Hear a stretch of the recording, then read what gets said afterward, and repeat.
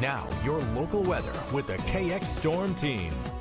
It's 5:17 on your Friday morning. Friday's here. Friday's here, and Robert, my big request, because I know that we can't do anything about the snow. Uh-oh. Whatever. But just give me less wind than yesterday. Oh, yes, that boy. I can deliver. It's getting dust blown into my eyes. Yeah, when I was trying to walk to my car holding my suit bag, it was like I was flying a kite. There's Robert. I'm not exaggerating here. Yesterday afternoon was rude with the winds. It was. That's what we said, but luckily the winds are gone for now. Good. But now we got to worry about the snow. So here's a look outside to Dickinson, where it's a nice quiet morning. Just the one lonely car out there making their way to work or school. It's a little bit chillier than it was yesterday by about 10 degrees. As you wake up in the Dickinson area, you can see those temperatures 31 degrees, light south-southwest winds at 3 miles an hour, humidity at 43%. In Williston, you're chillier at 28 degrees, calm winds, 63% humidity. That barometric pressure at 30.13 inches of mercury. In the Magic City, you are just below the freezing mark at 31 degrees with southwest winds at 10 miles an hour. And in the capital city, right around freezing as well, 30 degrees with 64% humidity.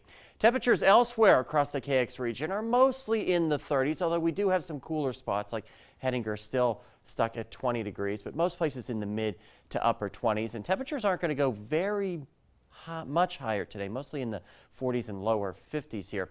Winds much lighter out of the southwest, just between 5 and maybe 10 miles an hour. It looks like the strongest winds right now are in Minot out of the southwest at 11 miles an hour, but that's about 40 miles an hour less than what we dealt with yesterday. Satellite and radar picture mostly precipitation free. You can see those clouds on the increase, and that's going to be the theme of the day.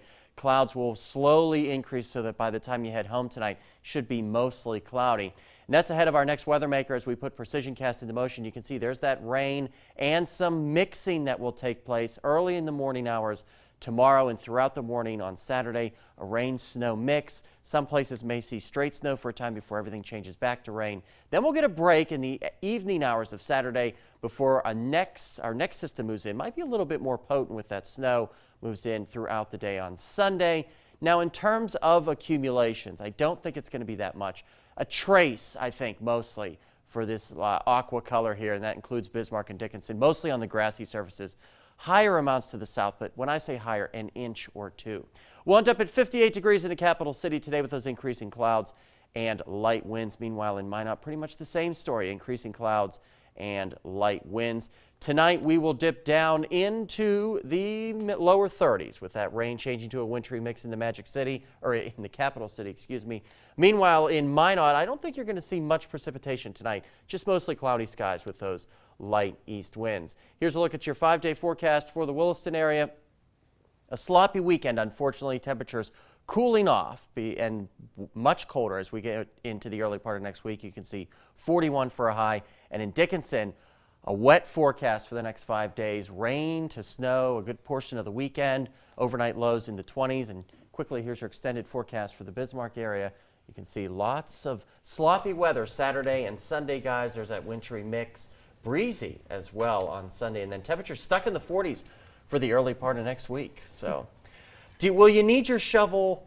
I don't think so. Okay. I think you can just let it melt.